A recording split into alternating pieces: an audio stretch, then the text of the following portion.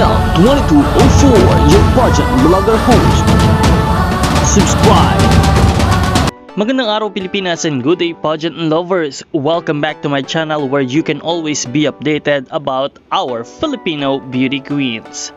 Ready na ba kayo dahil sa vlog na to ay pag-uusapan natin kung paano ba mananalo si Atisa Manalo sa Miss Universe 2025. At syempre, hindi lang basta advice. We're taking notes from the ultimate queens themselves, Pia Wurtzbach and Catriona Gray. So kung gusto nyo ng strategic tea, tara at simulan na natin. Unang tip, know your strength. Pia Wurtzbach didn't try to be like anyone else. She owned who she was. Strong, classy, calm under pressure. Alam niya kung kailan lalaban at kailan tatahimik. Atisa is known for her elegance and calm aura, so dapat i-own niya yun. Hindi kailangan maging fierce palagi. Sometimes, grace speaks louder than glam. Remember, Catriona's one-year training? Grabe diba? From pasarela, Q&A to social media presence. Lahat pinaghandaan niya. Si Atisa, kilala sa pagiging prepared and detailed-oriented, so ang key dito, mag full force training, lalo na sa communication.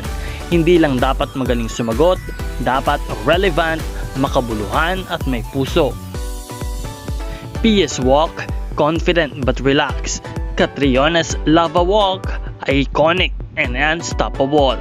Kay Atisa, pwede niyang gamitin ang kanyang own version, the velvet walk. Maybe, mahinahon pero malakas ang dating. Dapat pag rampa pa lang, ramdam na ng audience. Ayan na ang Miss Universe.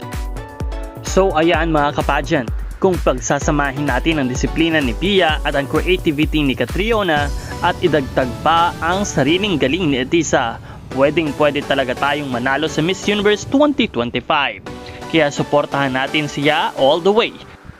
Comment down below kung anong strategy pa ang tingin nyo na dapat gawin ni Atisa. Don't forget to like, share, and subscribe for more pageant content.